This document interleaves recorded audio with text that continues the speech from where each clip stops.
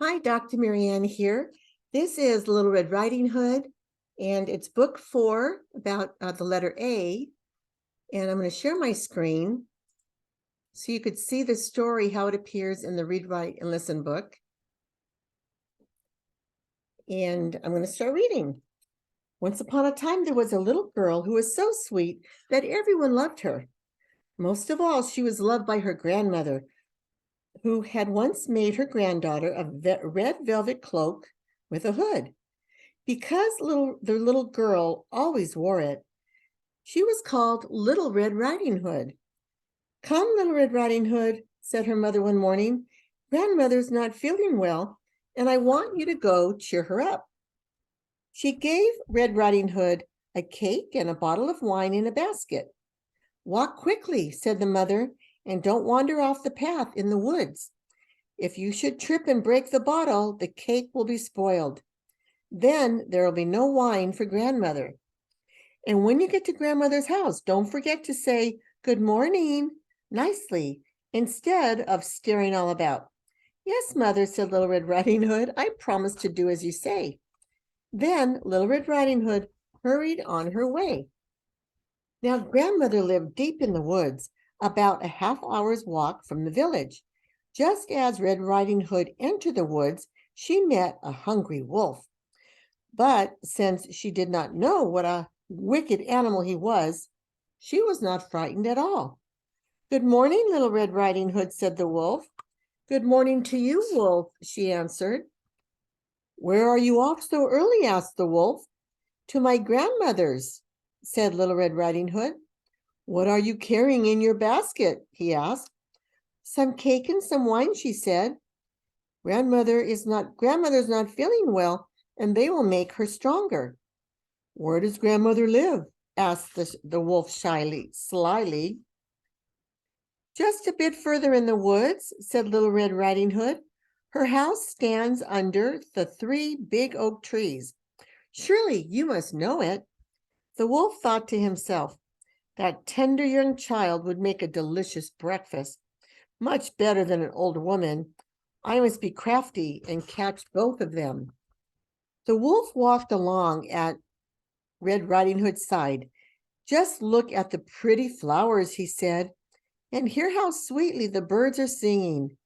How can you walk along as if you were going to school when everything looks so in the woods is so pretty?" Red Riding Hood looked around her. She saw the sunbeams dancing through the trees, and there were flowers everywhere. "I'll take grandmother a bouquet of flowers," she said. "I'm sure that would please her. It's still early in the day, and I shall get there in plenty of time." "That's a fine idea," said the wolf, and he hurried away. Even though she promised not to, Red Riding Hood left the path and ran into the woods to pick flowers. Every time she picked one, she saw a prettier one and a few steps away. So she strayed away from the path and was deep into the woods. Meanwhile, the wolf ran straight to grandmother's and knocked on the door. "Who's there?" called the old woman. "Red Riding Hood," replied the wolf. "I've brought you some cake and wine." "Lift up the hatch and come in, dear," called grandmother. "I'm too weak to get up." So the wolf lifted the latch of the door and sprang it open. Without a word, he went straight to grandmother's bed and swallowed her whole. Then, here they put her in a closet. Then he put on her nightcap and a gown, and he lay down and wait for Red Riding Hood. By the time Red Riding Hood had picked a pretty bouquet of flowers, it was getting quite late, so she ran all the way back to grandmother's. When she got to the house, she was very surprised to find the door wide open. And then she called out, "Good morning, grandmother," but there was no answer. Red Riding Hood went to her grandmother's bed. Grandmother lay behind the curtain with her cap pulled down over her face, and she looked very strange. "Why, grandmother," said Red Riding Hood, "what big ears you have." The better to eat you, the better to hear you with, my dear, said the wolf, pretending to be the grandmother. And grandmother, what big eyes you have, said Little Red Riding Hood. The better to see you with, my dear, said the wolf in a sweet voice as honey. Oh, grandmother, what big hands you have, said Little Red Riding Hood. The better to hug you with, my dear, said the wicked, wicked wolf. And grandmother, what big teeth you have, said Little Red Riding Hood. The better to eat you with, cried the wolf. And he bounded out of bed and he grabbed Little Red Riding Hood and swallowed her whole, just as he had swallowed the grandmother. Having satisfied his hunger, the wolf lay down in grandmother's bed and soon snoring loudly. A huntsman who was passing by heard him. How loudly the old woman is snoring, he said. I'd better go in and see if she's all right. So he went into her room and found the wolf asleep there. At last I find you, old sinner, said the huntsman. I've been looking for you a long, long time. But just when he was about to shoot, he thought, the wolf may have swallowed up grandmother whole. Perhaps I can still save her. He took a pair of scissors and began to cut open the sleeping wolf. Snip, snip, he saw Little Red Riding Hood. After 2 more snips with the scissors, out sprang Red Riding Hood, crying, oh, how dark it was inside the wolf. Then out came Red Riding Hood's mother, grandmother too, alive, but scarcely able to breathe. Little Red Riding Hood quickly brought the huntsman some stones, which he put into the wolf's body before stitching him closed. Then, when the wolf woke, he was so startled, he tried to run away, but the stones were heavy, and he didn't get far. He soon collapsed, and he died. What a great celebration the 3 had. The huntsman and the grandmother ate the cake and drank the wine. Grandmother soon declared that she was feeling much stronger.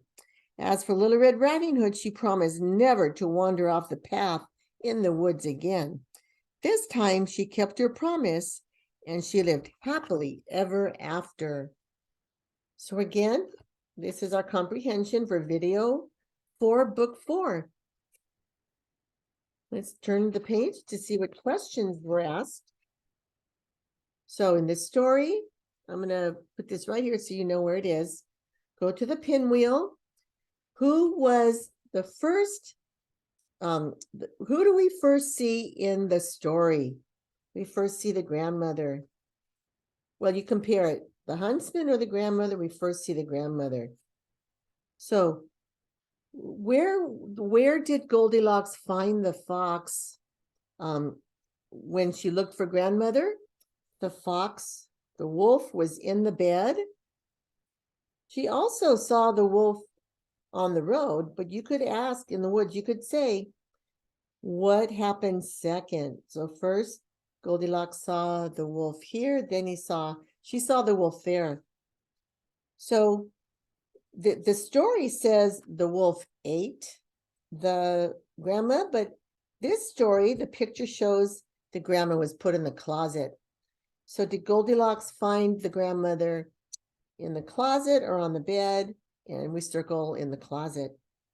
Now, where did the wolf hide? Under the bed or in the bed? And we circle in the bed. Now, all 3 of these pictures belong in the story, but who is the hero of the story? Grandma, the wolf, or the huntsman? And the huntsman is the hero. So that's who you could ask those questions. I'm going to stop my share. Hope you enjoyed that. So again, that's book 4. Look for the video 4 that goes with it and shows you how to teach the lesson in the Read, Write, and Listen booklets. You can find these all on my website, dyslexia-solutions.com. And I'm Dr. Marianne Cintron. Bye-bye now. If you want to reach me, my number is 626-629-3024. Bye-bye.